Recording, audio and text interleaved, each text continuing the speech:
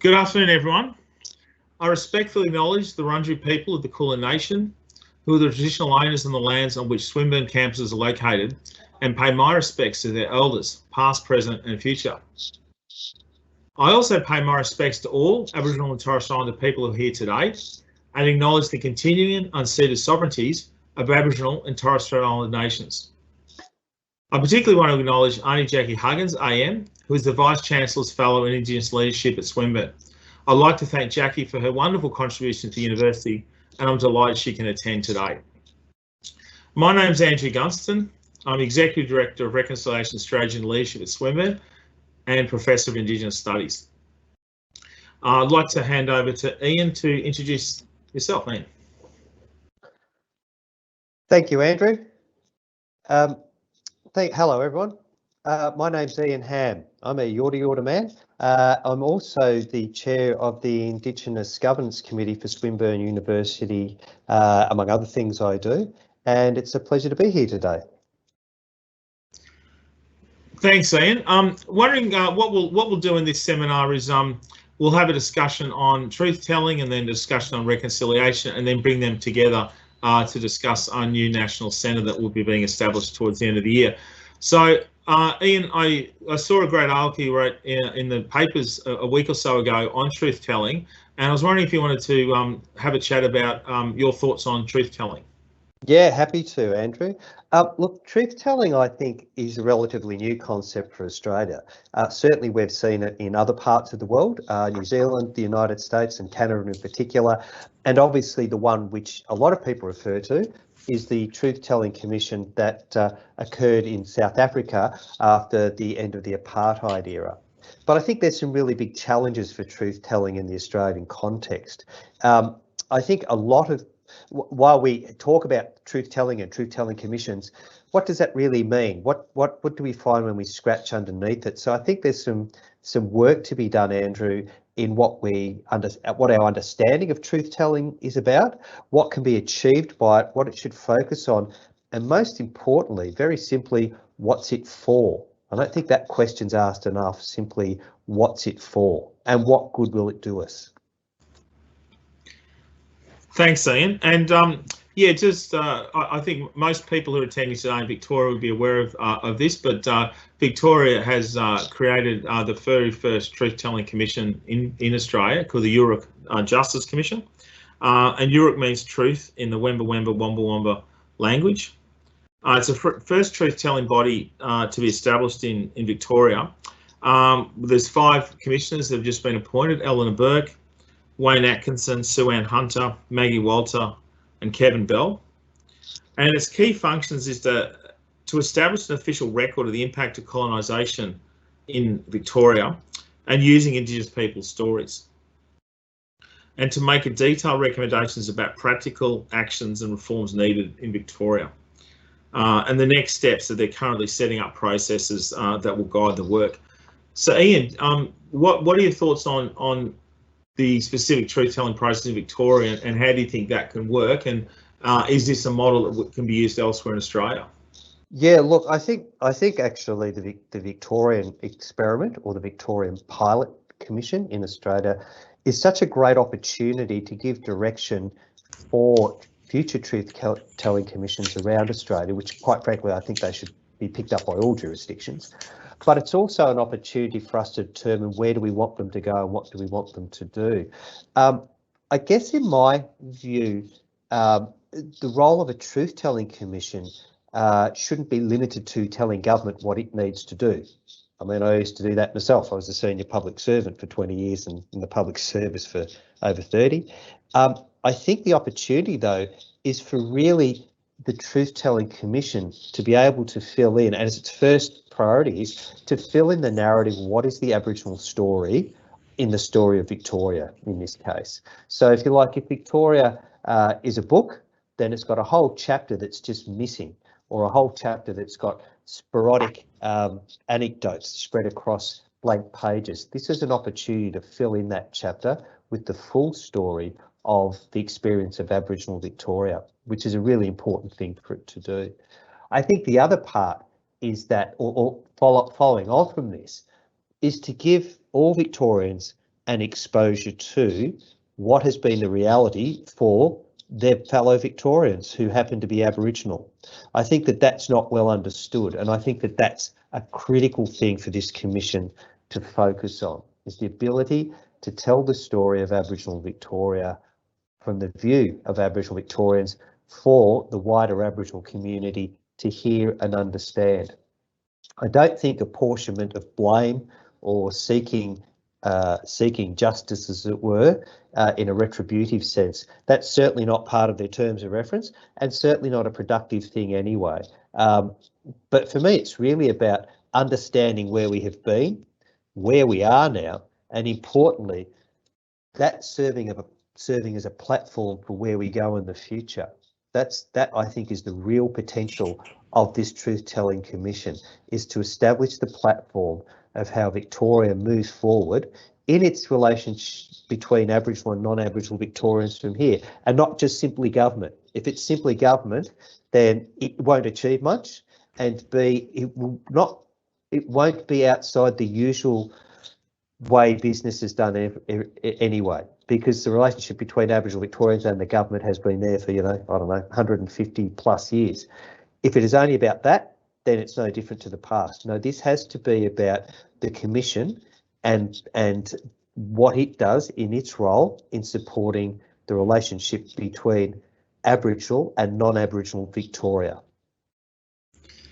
No, thanks, Ian. I think we've seen some examples. You mentioned South Africa. There's other examples. The Canadian Truth and Reconciliation Commission as well, and I think we've all seen the horrible and horrific news on the weekend about what they found at one of the old residential schools. So there's been a number of these Truth and Reconciliation Commissions across the world, in South America and Africa as well. And I suppose we've had sort of similar. Interested to hear your views on this. And we've had similar sort of commissions in the past. I'm thinking of the Royal Commission for Aboriginal Deaths in Custody in 1991. That was a truth-telling commission in the sense that it was looking at all the factors engaged in overrepresentation and deaths in custody, and so it looked at the whole gamut of society. And then, of course, the Human Rights Equal Opportunity Bringing Them Home report in 1997, which detailed the horrific stealing of children over several generations. So we've had similar sort of approaches before, but what makes you think, what do you think is different about this approach from the previous ones? Oh, look, I think the biggest single approach is that it's being led by Aboriginal people. That is the single biggest approach, is that those other inquiries, as worthy as they were, and the great outcomes that they, as their reports provided, even if they weren't entirely taken up by government, were led by non-Aboriginal people, seeing it through the lens of non-Aboriginal people, the commissioners or the inquiry leads, and that's not a slight against them at all in any way. It's just that this time around, you've got Aboriginal people leading the process. The chair of it is an Aboriginal woman. 3 of the 5 commissioners are Aboriginal, or 4 of the 5 commissioners rather are Aboriginal. I think that is a landmark moment in how the narratives and the issues for Aboriginal people will be categorised. One of the things of inquiries in the past, they've always focused on deficits or on things that are chronically wrong or society can no longer run from. So the Deaths in Custody Royal Commission was quite clearly something had gone so wrong, so bad, that it had to be looked into, and that was the amount of Aboriginal people dying in custody, which unearthed the amount of people in incarceration, which unearthed the chronic failure of a whole bunch of systems. Then the Bringing Them Home inquiry was, everybody knew the story, everybody knew the unpleasant truth, but nobody had wanted to confront it. And then the government of the day did. Sir Ronald Wilson, or rather not the government of the day, the previous government, the Keating government did. Paul Keating, he was the one who went to Redfern and said, we stole the lands, we stole the children. People can say whatever they like about Paul Keating. He's one of the bravest men when it comes to confronting one of the biggest social issues this country has ever faced. He established that inquiry, and while he was no longer Prime Minister when it was delivered, we should thank him for doing it, because he said, I've heard the stories. I don't need any other evidence. Let's find out what's there. But again, it was looking at what was wrong. I think one of the things with this Truth-Telling Commission, and it being through Aboriginal eyes, it will also talk about what's good about being Aboriginal, what's positive about being Aboriginal, because that is part of our truth. How come if everything in our life has been so bad, then how come we're still here? What is it about us that just makes it so we don't go away? We have good things to talk about too about ourselves. We have positiveness in our lives, which has got us through the bad times. And in fact, again, that platform for where we go forward from here. As I put it often when I speak, what's good about being a blackfella? We have to talk about that. We have to say that. We have to acknowledge that, not only for ourselves as an Aboriginal community, but also perhaps for, to be honest, non-Aboriginal people to say, maybe we should act a bit more like the Aboriginal community in some senses, as some of the broader social issues that affect all Australians might then be dealt with more adequately. So that I think is the biggest difference, having it Aboriginal led and expanding the scope of what the Commission looks like to not only be what's bad and what's wrong, but what's good and what's strong, and how that can be used as a way, as a base for going forward. And I think that's absolutely critical. I know you and I have had a number of discussions about how important it is to have a strength-based discourse rather than deficit-based discourse in a whole range of these areas. So I think that's absolutely critical. And of course, it's really important to for everyone to acknowledge that we wouldn't have had a Royal Commission into Aboriginal in custody, or we wouldn't have had a national inquiry without the generations of Indigenous activists lobbying governments and holding governments up to account. So I think that's absolutely critical. From the perspective of the wider community, the non-Indigenous community that is engaging in reconciliation, where do you see members of the community playing a role in truth-telling? Because a lot of this is going to be done at a fairly broad structural level. What role can then people in the community engage in terms of truth-telling, do you think? I think the biggest thing that most people can do in terms of truth-telling is to listen, is to not judge but to hear, to not respond but to contemplate what they hear. I think too often Australians can be awfully defensive about that which makes them uncomfortable. There will be a lot of uncomfortable things come out of this truth-telling. And if I was to say to the wider community, what should they do in relation to it, is to listen, to hear, to contemplate, to understand and absorb it and think about it. That's the biggest thing most people can do to start with. Then, as a result of that, think about their relationship with and their interaction with Indigenous people. What are the terms on which we should do that? What are the standards or protocols, for want of a better word, or just the social norms that we engage with Aboriginal people on? Now we are better informed and understand their story, and most importantly, how they feel. I think too often that gets overlooked. How do people feel? That for me is probably the biggest thing most ordinary people can do. And then they think about what they should think about in the ability, in the bits and pieces where my world is, the bits that I can affect. What can I do to build a better relationship? What can I do so that history in my little pocket of the world doesn't repeat itself? That can happen in any small town throughout Australia, in any suburb, in any of the big cities, in any of the most remotest places. That's what can happen. So I think if people would ask me, you know, you've asked me more, what can ordinary people do out there in the community? That's what I think they can do. And when you have everybody doing this, that's when you get a societal change. That's when you get a movement of a community, and I say it in the broader sense, becoming a better community, a more tolerant community, a more understanding community. Make no mistake, this will be hard. This will be difficult. This will be a challenge. This will require compromise from Aboriginal and non-Aboriginal people alike. And that's not going to be easy, because great challenges like this never are. And there are a lot of entrenched feelings on both sides. But this is a start, and it will require us to act with everyone to act with a level of maturity, which is not about being defensive and hanging on to the past, but saying we acknowledge the past, we own it.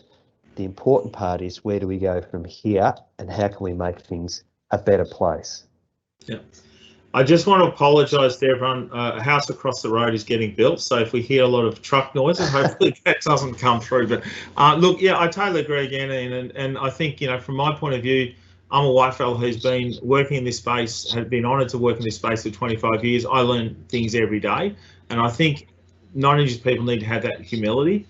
I think Stephen Hawking once said the most dangerous people are those people with a little bit of knowledge, and I think, you know, extending on from what you're saying, I think non-Indigenous people really, we need to make sure we recognise that we're going to continue to learn and to recognise white privilege and to work against white fragility, because I think those sort of concepts can often hold things back. Is when people have their own views challenged, it can be then difficult to then engage in a genuine process of truth telling.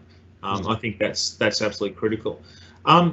Want to move on to the broad notion of reconciliation, and certainly Swinburne has engaged with reconciliation in a very broad sense. Many people see reconciliation as a process of improving relationships, and that's really important. Improving relationships is really critical, but certainly through our work in reconciliation at Swinburne and also in our National Centre, which we'll get onto in a little bit, we see reconciliation in a very broad range of ways. To look at Indigenous rights such as self-determination, to look at cultural safety, to look at Indigenous knowledges, to address history and truth-telling. So there's a whole broad range of areas that I think a broad reconciliation process needs to engage with. So I was wondering what your views are on reconciliation, Ian, and how we sort of engage in this process. Yeah, look, I think reconciliation, because it has come over such a journey, I mean, it's at least 20 years old, if not longer, and I kind of anchor it in the Mabo case. I anchor it in the Royal Commission to Deaths in Custody, so it's like over 30 years old, really. But it started to get legs around, you know, the year 2000, the establishment of Reconciliation Australia and so forth. I think when we look at the reconciliation journey, it's a lot more complex than I think a lot of people had thought it would be. But then when you look back on it, well, of course, we're trying to rebuild the relationship between two distinct groups of people. That's not done overnight, nor is it done simplistically. And I think that that's been one of the challenges which people have now accepted, is that this wasn't a one-off series of things and then everything would be just, you know, hunky-dory. This is going to be an evolving, changing relationship over time. I mean, it's like any reconciliation where two groups just simply do not understand each other. It takes a long time to do. It's not almost, it is intergenerational. I think with the reconciliation agenda, just from where we've come from, we have made some progress. We should not deny that. We have made progress. We are in a better place now than where we were a decade ago or a generation ago. But having said that, has reconciliation as a notion become quite prescriptive, or people automatically going to a prescribed framework and thinking that that is reconciliation? And by that I mean the obvious one is the reconciliation action plans and their framework. Now, the reconciliation action plans and the framework was really meant to be a tool to support reconciliation, which in the context of the Australian example was really about how do we transform people? How do we move people? How do we transform them into a better understanding of their opposite numbers, be that Aboriginal or non-Aboriginal Australians? Obviously, a lot of focus on non-Aboriginal Australia, but equally transformation of Aboriginal people too, so that we understand, or we have a better place in Australian society as well. I think that got lost a bit, that really reconciliation action plans and the focus on organisations with reconciliation action plans, that were not the outcome. The outcome was to transform people, so that whether they were in those organisations or not, they had a better understanding and relationship with the Aboriginal community, so that the plans and the organisations were simply a tool for that purpose. They weren't the outcome in their own right. I think what's happened though over time is the focus has so been on reconciliation action plans and the targets and the activities and the outputs in those plans, that people think that that is the end, and it's not at all. They are simply meant to be mechanisms or tools that get you to a better place as a group of people that goes beyond your working life where your organisation is, or your community group is, or your social service group, whatever it might be. The prime example of where I think the prime example which can best illustrate where the purpose of them got lost entirely, I can sum up in 2 words: Rio Tinto. Elevate RAP. Said it was doing lots of wonderful things, and make no mistake, Rio had done good things in the past, but they lost their way. They focused on their Aboriginal interaction as a group of stakeholders. They saw their Elevate plan as a series of actions to be ticked off, and when really the transformation process was put to a test, that is, would they respect the importance and the attachment of traditional owners to a place? They failed it miserably. Hence, it showed the fallibility of the reconciliation process we have. If we look to the process as being the outcome and not simply being what it is, that is a process to a wider outcome. Absolutely, and I've got another example I've thought about over the years is with Corroboree 2000, where we had 250,000 people march across Sydney Harbour Bridge, and over 1 million people across the country, and they were amazing outcomes. But I think the general Australian population almost did that. Oh, yep, we ticked off reconciliation now, and then it sort of lapsed for a number of years. And I think there was the public attention then turned to refugees and asylum seekers, and not as much on Indigenous issues anymore. And I think that's because the general population thought it was ticked off. And I think you're absolutely right that the Corroboree 2000 was fantastic. RAPs can be really, really useful, but if we lose sight of the overall picture of what we're doing, so an organisation that's got a RAP can't just get the RAP done and then go back to it in a couple of years to see how they're going. It's got to be the RAPs have to be a tool to embed reconciliation in the organisational culture and to give individuals in that organisation a way to engage on a personal level. So I think that's really important to look at how we engage in a more deeper level with reconciliation. Moving to the National Centre, and just to let everyone know, we're really keen to engage and have some questions asked. So we'll probably sort of open it up for questions in a few minutes' time. So just put your questions in the Q&A box in function. With the National Centre, as you know, Ian, Swinburne's been working in reconciliation now for a number of years, and we worked with the Corrin Gamage Institute at Richmond Football Club and Reconciliation Australia to set up the inaugural National RAP Conference, and we've been doing a range of stuff at that national level. And when we came to writing up our latest RAP, and an Elevate organisation has to have a national leadership piece, and we thought long and hard about what our national leadership piece is, and we're delighted that we have a national leadership piece as creating the National Centre for Reconciliation Practice that'll come up by the end of the year. And this centre will be looking at ways to help increase national understandings of reconciliation, not just in academia. We're not going to be an ivory tower institute, but looking at working with community, working with industry to look at how do we help increase reconciliation understandings across the full breadth of what reconciliation means. So I was wondering if you could share your thoughts in what you see as what we can gain from having that national centre and how that can engage in broader national approaches. I think that the opportunity for the centre is enormous, not only what the centre can do, but also what it can contribute. One of the things is really there has never been really a broad range look at, so how have we travelled with reconciliation in this country?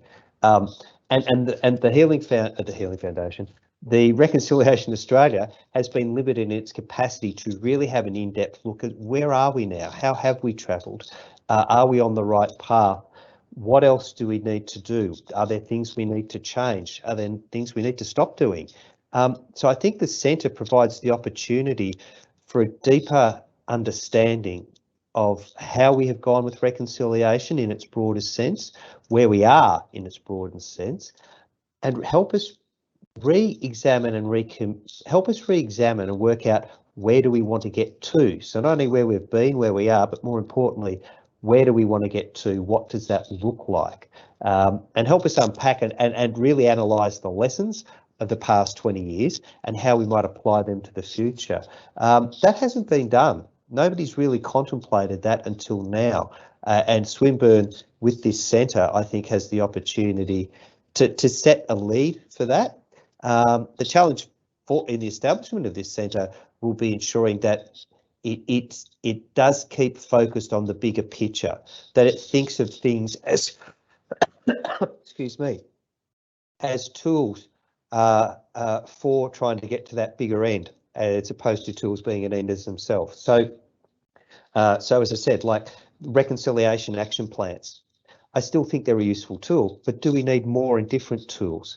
And how can we use those tools to get to that bigger end? So I think there's a real opportunity here for the centre to broaden the discussion, to take it to the next level, because things haven't stagnated. I mean, the world has moved on. We have a whole generation of Aboriginal people now, particularly younger ones, wanting to take their place in the economy, for example. And that's not merely going from being unemployed to a job. No, they want participation in the economy over a lifetime of economic engagement. That's something we have to contemplate when we think about reconciliation. What does it mean for us? That is distinctly different from a generation ago. So the brief of the centre is going to be much broader and much wider than even, I think, now when people talk about it, what they're thinking about.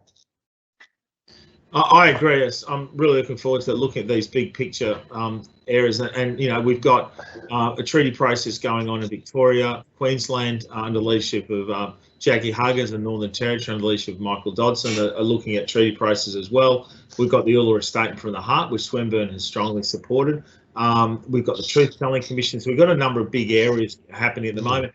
We've also got the deeper issues of sovereignty, and sovereignty is an issue that sovereignty has never been ceded, and sovereignty is an issue that continues to be an area that we need to look at. So I think having a look at those bigger pictures for Australia and how we look at those engagements is equally as important as looking back, as you say, to how we've gone with reconciliation, and to look back in the last 20 odd years. It is the 20th anniversary of Reconciliation Australia this year, and it's 30 years since the Council for Aboriginal Reconciliation was created. So there's some really timely issues to look at that as well.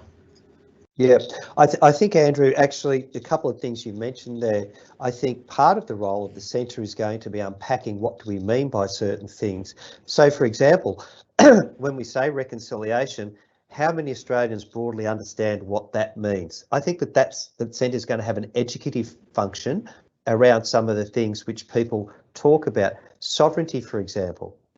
If I went and applied the dreaded pub test, which I hate, by the way, because I hate public policy being formulated on what people perceive the punters in the front bar might be thinking in between the race 4 and race 5 out of Sandown or something. That's the pub test. We shouldn't use that. But if I ask them what sovereignty is, they'll probably say, isn't that the favourite in race 6? You know, how much of them actually understand that?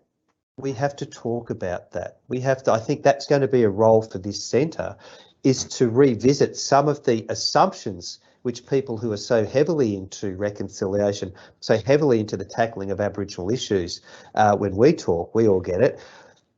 The average punter doesn't. And if this is to be a movement of Australians, black and white, I think we need to talk about what we actually mean by some of this stuff. That's going to be a really important role for this centre, to bring everyone up to speed so we know what we're talking about. And I don't think that's been done enough. Absolutely, and also the other sort of key area that we're looking at with the centre is looking at international experiences, because so much us as a country, we look very much inwardly at ourselves. So, you know, there's been guaranteed Maori representation in the New Zealand Parliament for well over 100 years. In this country, we still do not have reserved seats in Parliament. We've only just recently had Indigenous people being elected into Parliament. The political parties, by and large, have not engaged in this process at all. So how do we see what lessons New Zealand can have, for example, with that? I mean, New Zealand's also had the Treaty of Waitangi for 1.5 centuries, and we've had treaties in North America as well. So Australia remains the only former British colony not to have a treaty for ourselves. So it's really good to see what other Truth and Reconciliation Commission. There's a whole range of other things. The Sami Parliament. There's a whole range of really interesting international examples that I think can help us look at what we can do in Australia as well. I think one of the things too, actually, we need to look at, Andrew, and looking at those examples that are going on in other places around the world, is look at with the opportunity of truth telling, of reconciliation, of a National Reconciliation Centre. Look at what Aboriginal people bring to. It shouldn't be about what Aboriginal Australians are perceived to get. It should be about what do Aboriginal people actually give? What do we give to our society? What can we contribute to our society to be a better one? Too often people don't think of that. So seats in Parliament is a classic example. If you have reserved seats, does that automatically assume that those parliamentarians will just focus on that constituency issue? Whereas in fact, by having Aboriginal people in the Parliament per se, not in Aboriginal designated seats, what do they contribute beyond just Aboriginal issues? Well, they contribute a hell of a lot across the public life of Australia beyond Aboriginal issues. If you have a look at in sport is a thing where Aboriginal people have played, and what have Aboriginal people contributed? It's not been about showing, oh, look here, Aboriginal people are really good at sport. In a lot of instances, Aboriginal people's participation has elevated the whole sport. It's made it a better sport, played at a different pace, a different level. AFL football, for me, is probably the standout. Because of Aboriginal influence over that game, it has actually evolved and changed, particularly in the last 30 years. It's really taken off, When you look at how the Crackers played the game, Michael Long played the game, it's made a difference. If you have Aboriginal administration in sport, boy, does it make a difference. I can tell you that because I used to be one. I used to be a president of a football league. There's something people never thought about. Not a black fella who was playing football, a black fella who was running football. So I brought my whole view of applying an Aboriginal lens to how we reconstituted and reconstructed the Western Region Football League. And I personally think we actually changed how it conceived itself, how it saw its place in its community, and saw the dynamic of how we have a collective responsibility to each other as opposed to just a number of clubs playing football in competition with each other. That was the easy bit. But how did we think of ourselves as a whole group of people? That's what blackfellas do. We think of the collective rather than the individual. Now you apply that within the national policy context and suddenly the role of government fundamentally shifts from where it's been without Aboriginal people in the policy environment. That's where I think we should be looking, and that's what I think we should be thinking about when we talk about Aboriginal people in Parliament, when we think about what is it that Aboriginal people bring to enhance the nation as a whole, and that should be a key platform of reconciliation going forward.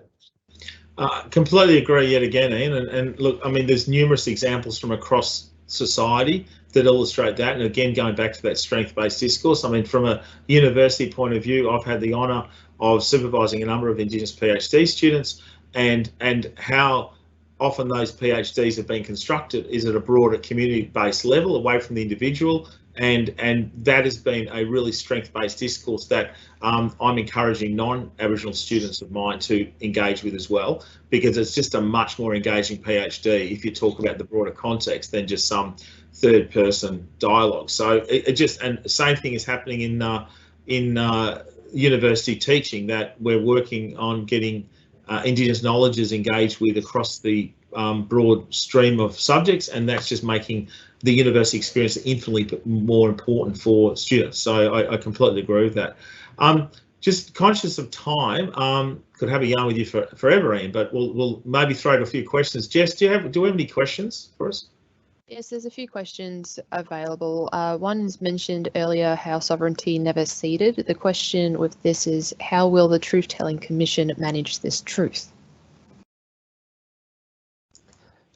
Yeah, I think, look, it will come up and it will come up again and again. But this goes to that point I was mentioning before, how well do people understand what sovereignty means?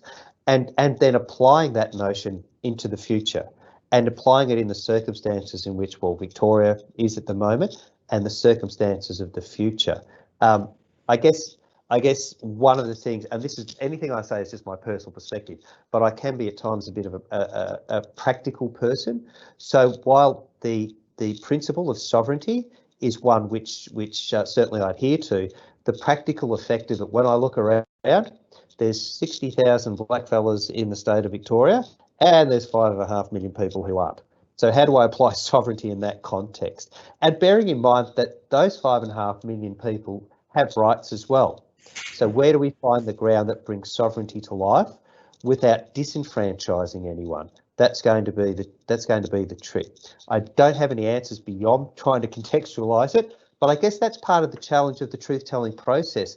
It will at least begin the discussions for exploring how these things are resolved, how that we can reach a point where we're not focusing on them simply as outstanding problems from generations ago. So that's what I think the Truth-Telling Commission will bring to it, but it will throw down the challenge to the rest of us to pick up that gauntlet and say, well, what do we do with it? What do we as policymakers do with it? What do we as politicians do with it? What do we as ordinary people in our communities do with it? That's going to be our challenge. Yeah, thanks. And the only thing I just add to that is it's a great question. It just shows how none of these issues can be put in silos. So truth-telling does involve engaging with sovereignty and engaging with a whole range of other areas as well. So I think it's a collective engagement and a holistic approach that needs to be looked at. The other thing, just briefly, that we probably haven't mentioned, we sort of alluded to, is truth-telling isn't just about the past either. Truth-telling is about the present and the future. And so what engagements come out of that truth-telling process that relate to now and relate to the future, I think they're also really important ways to look at as well. Jess, any other questions? Yep, plenty of questions are flooding in. So in regards to the centre, what is the relationship between the centre and Reconciliation Australia? They're regarding into if there's any risk of competing with Reconciliation Australia, not so much to be underestimating it, or their roles and responsibilities. So what do you see about that? There's no risk of that at all. Reconciliation Australia has been enormously supportive of our idea of creating a national centre and is very, very excited. We'll set up a governance structure. I'll be the executive director of the centre when we set up at the end of the year, and we'll have a governance committee, and we're delighted that Ian's going to be chairing that committee, but we'll certainly have representatives from communities and organisations, and key to that, we'll have representatives from Reconciliation Australia on the committee. And really what we see the role of the centre is just doing our bit to help increase understandings of reconciliation, which will be good for everyone involved in the movement. And yeah, we're certainly aligning ourselves very strongly with Reconciliation Australia. And I think, Andrew, just to flesh that out a bit more, it's important we don't compete. I think too often people do compete when they don't need to. Working together is actually going to build a stronger outcome, a better integrated approach. So it is about what Swinburne can contribute to the national agenda of reconciliation, and the centre is a brilliant contribution towards that. Yep, another question. So this a person would like to know your view of embedding the true history of Australia's settlement in the education curriculum nationally as contributing to reconciliation, but also addressing racism and discrimination. Yeah, look, I think when we speak of true history depends on what angle you're looking at from and what truth you're seeking to have. I actually really support the Australian Education Standards Authority, I think it's called, who recently said they were expanding curriculum to include an Aboriginal perspective into Australian history. And I think that's absolutely right. Too often the Aboriginal perspective has been excluded. Having said that, with the inclusion of the Aboriginal perspective, that's what I really wanted to see, rather than the inclusion of the Aboriginal perspective at the exclusion of something else. Because what's the point of that? That just substitutes one view of the truth for another view of the truth. No, a mature nation, a mature country has to own all its history. Not just the bits it likes, but all of it. Not just the bits it wants, but the bits it doesn't want. That's actually the signalling of a mature country, when it can confront its own history, own its own history, learn from it, and then say, we know where we have been, warts and all, and we're going forward from here. There has been much good in the Australian narrative since 1788. There's also been much bad in the Australian narrative since 1788. We have to own it all. You just don't get to pick the bits you like. You've got to own it all. So the expansion to include the Aboriginal perspective, which is adding to the narrative of the total history of Australia and informing it from this is what happened to us. That's critical for us being a grown-up country, populated by grown-up people, making grown-up decisions for the future. I completely agree. When I grew up in school, I learned the only Australian things I learned about was Phar Lap, Ned Kelly, and Don Bradman, and so I had a very, very limited education at school, and that continues to this day. Although the things have got better. I'm delighted that my three boys are going through their education system, learning infinitely more than I did when I went through education system. So of course we need to fully teach our children and our adults about the true history of this country from different perspectives, from the perspectives that we've always learnt it from. So the history is not just a blemish, as John Howard referred to back in the 2000s. It's an intrinsic part of what this country has occurred, and so we need to definitely engage with Indigenous knowledges throughout the education system. And again, with what we're doing at Swinburne, one of the Mundane Eternal Centre staff members, Matt Jacoby, is leading this extraordinary project across the university where all 2,000 higher education courses are now going to engage with Indigenous knowledges at whatever area. It's not just history, but it'll be in sciences, in maths, in law and business, and they will engage with those processes. It's a massive task. So congratulate Matt for the work he's doing on that. But that's just an example of how, we need to look at genuinely engaging with truth telling in our education systems at every level. And it's not about shaming or embarrassing or guilting. It's about saying we have a multifaceted narrative to tell, a multifaceted story, and the inclusion of Aboriginal perspectives in things beyond history, as you say, into the sciences, into how we have worldviews. Does not the expansion of our knowledge enrich us all? Does not seeing the world through the eyes of others broaden our own perspectives? Should that not be the higher goal that we all attain for? It's as simple as that. That's what we should be. That's how we should be thinking about this. That's how we should be looking at it, not as a confrontation about how we view the world, but simply expanding a view of the world that we live in and hopefully making it better for our children.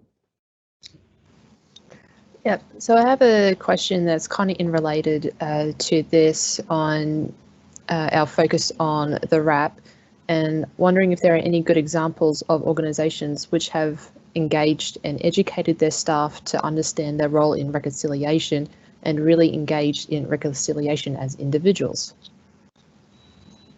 Ooh, that could be one better directed at Reconciliation Australia. However, I think there are examples of where organisations have looked inward to themselves as on their own reconciliation journey and thought about what can we really do that might make a difference, that helps our own people become a bit wiser. So the banks is one. I know of one of the excuse me, big four banks that in its first reconciliation plan it was going to change everything, and it was going to do world peace and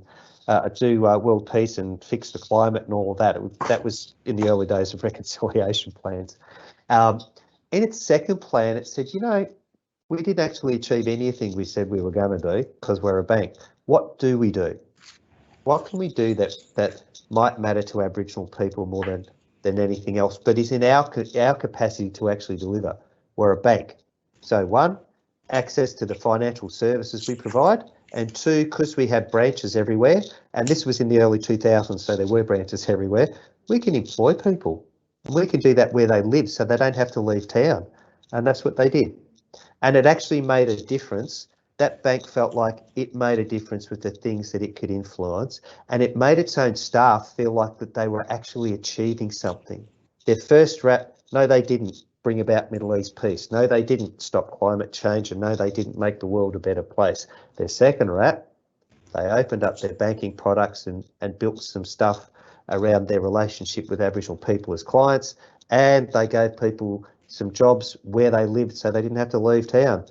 That's a good thing. They could actually see that they were making a difference in people's lives. And look, I recommend people who are interested in looking at what RAPs are doing is to go to Reconciliation Australia. They've got a database of all the RAPs and have a look and see what different organisations are doing.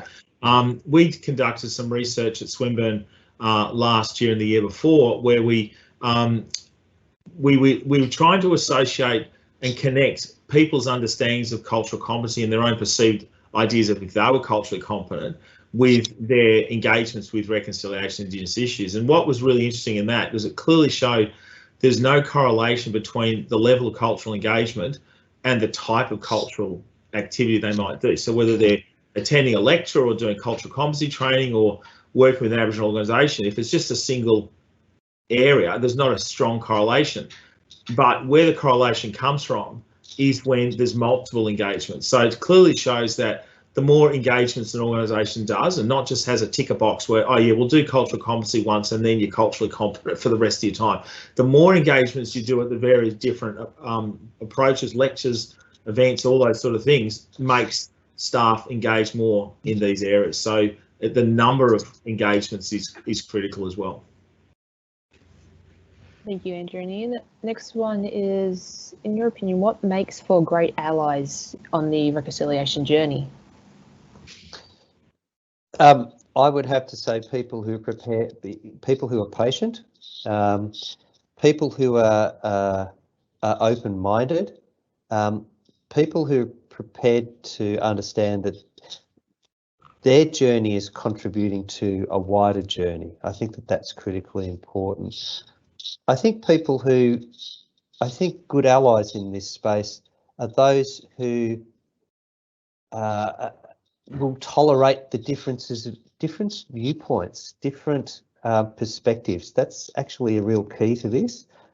Beating up people because they don't agree with you actually doesn't do anything for reconciliation in any forum, let alone this one. So I think that they're attributes which I kind of look for. And people are prepared to sit down and have a discussion, a debate, an argument from time to time. But at the end of it, you walk away not bearing grudges, because a lot of this understanding has to be about people being able to, get a better handle on who they're talking to. That's critical to this. So they're kind of the attributes I think that are important. It doesn't have to be captains of industry. It doesn't have to be influencers, TikTok or otherwise. It doesn't have to be those who are seen as community leaders. All those people are important, but they're no more important than the ordinary punter in the street who just wants to do the right thing. They're just as important. So they're the allies I look for. And just to add to that, I think that's all great. I think people need to be humble to recognise that they're not going to know it all, and whether they've got 15 degrees, it doesn't really matter. They need to be humble. And the other issue is allies, as Reconciliation Australia is calling on us to do, to move from safe to brave, and to look at ways to be braver in our actions than maybe people have been in the past, and to look at that journey as a journey that themselves as well as their nation. So. Yeah. Another one in regards to, I guess, expanding knowledges and truth telling. How important are documentaries and film as a medium to educate and inspire reconciliation? Yeah, I think they're really useful to be able to do that, provided they have an expanded agenda of what is in documentaries and filmmaking and so forth. To tell wider narratives, to tell wider stories. I think, for example, look, there was a stage where I didn't go and see Aboriginal films, Aboriginal made films for a while, or films about Aboriginal people, because, God, they were depressing. And I kind of live that stuff like every day. Why am I going to pay good money to go and see it? That's true for me. It still is a bit. I think one of the things that could be useful for the arts, and look, importantly, I think the arts have moved way towards that too. So when you see things like Brand New Day, I really like that movie because most people won't get why it was so culturally important it showed Aboriginal people as, look, we dance, we sing, we have fun, take the piss out of ourselves, and we can laugh. We're not just heavy with all this bad stuff all the time. I think the arts and filmmaking and documentaries, yes, there are truths that need to be told that are unpleasant, but they're also an opportunity to tell truths which are quite uplifting, quite enlivening, quite relaxing as a distraction from other day-to-day woes and cares. That's what we should be thinking about with those, because they're an opportunity to tell a bigger story of the wider Aboriginal community, about what's good about us and not just what's, the bad bits. And I think documentaries are really important. And if people do a bit of research, there's lots of different spaces where you can find out. Reconciliation Australia has websites. SBS, ABC has there's a lot of websites out there that detail some fantastic documentaries, some fantastic books to read. And I think that's something that non-Indigenous people, we need to really do, rather than just burdening Aboriginal people cultural load all the time by asking questions. There's a lot that we can learn ourselves from documentaries. I think that's a really key strategy to increase all of our own understandings about issues, is to read. And there's, as I said, there's multiple ways to engage in these spaces. And so I recommend going to looking at the Reconciliation Australia website, the NITV website, the ABC websites, and they'll have a lot of resources there. And seeking out successes too, and engaging with those when you see them, picking up little things as people go. So look, Collingwood Football Club at the moment probably isn't a great example, but one of their vice presidents is Jodie Sizer. She's an Aboriginal woman, and she's leading how Collingwood is dealing with the mess it's in, not just as a result of the report that was done, but the broader, and apologies to all Collingwood supporters out there, the broader mess you're in as a football club per se, because you're not travelling that well. She's leading from a board level. How does Collingwood get its house in order to become, a serious contender for a premiership again? That's an Aboriginal success story, believe it or not, that a Aboriginal person is leading a football club getting its act together. Yep. Follow it. See what she does. It'll be great. Thank Jess, you, Ian. We've got time for one more question. Yeah, and all the other questions will be probably answered through Yammer. Yep, sure, we'll do that. Okay. No worries. We'll get back to her from. So yeah. Yeah, I've got to wash my hair after this, so not straight away. No worries. So one question here, do you think the story of race in Australia and its ongoing influence on individuals, institutions and systems need to be a component of reconciliation? And if so, will the new centre include this focus? Absolutely. Addressing racism, addressing white privilege are critical aspects of any genuine substantive reconciliation process, and they're key areas of the National Centre and also Swinburne's RAP. We do acknowledge that, and so again, we have to have hard conversations. We have to have brave conversations, and we need to call this out. There's racism exists in every single organisation in this country, whether it's got an Elevate RAP or not. There is still examples of racism that is impacting significantly on Indigenous staff, and that has to be called out and addressed. It was interesting in regard of race that two surveys in the past couple of weeks. So the ABC's recent Australia Talks, its latest one, has showed that most Australians say that racism exists in this country, or Australia has a race issue. And Inclusive Australia, and I'm on the board of directors of that, we had a report commissioned to work with Monash, which showed that there had been a rise in direct discrimination. That's when people are overtly discriminatory, and the bulk of that was in the area of race, particularly at Aboriginal people. There is one thing that I do have to say about when we talk about reconciliation, and a lot of people think it's about giving stuff up. My personal view, I don't want non-Aboriginal people to lose things. I just want my people to have more things. That for me is what reconciliation is about. This isn't about lowering anybody else. This is about uplifting my people.